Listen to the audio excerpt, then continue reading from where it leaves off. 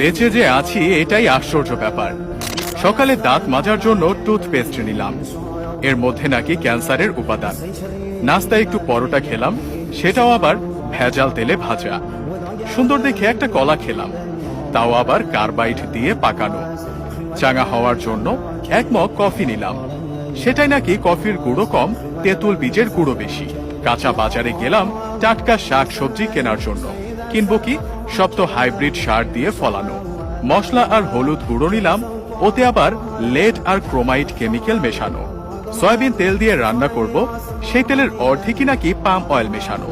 মাছ মুরগি খাবো, কিন্তু সেগুলোকে ভেজাল পোল্ট্রি ফিড খাইয়ে বড় করা হয়।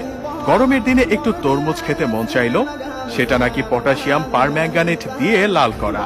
বাচ্চাকে আমলিচু খাওয়াবেন, ওগুলোও তো আবার ফরমালিন দেয়া। একটু মিষ্টি খেতে মন চাইলো, জিলাপি নিলাম, সেটা নাকি